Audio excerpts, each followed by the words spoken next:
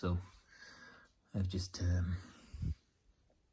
opened up this Gen 3 Transaxle, and it looks very good. Everything looks quite clean. It looks sort of seems like the oil's been well looked after. So there's this one little very interesting little bit down here. This is a magnet, and that was a very nice, genius piece of idea right there by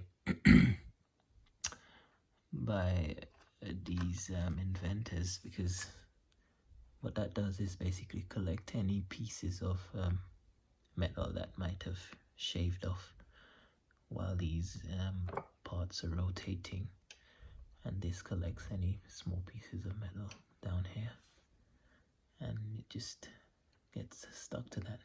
That's really interesting. Anyway, yeah, so what I originally opened this to do, so I opened this so I can get this out. This is the power split device, and what I need to do is basically get this welded. I'm gonna have to get this welded, that welded, and there's 4 of them all around the actual unit. So I've put this there because I wasn't sure whether if I got it welded, if I would be able to get that back in, but I can, because then you do that, you rotate it and it drops in.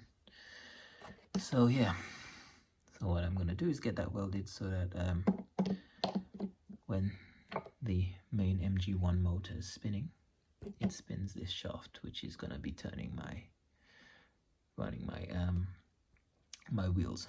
So yep, this is what this is, and it is a bit fiddly to get back in, but it does sort of slip back in. So yeah, this is the Gen 3 Transaxle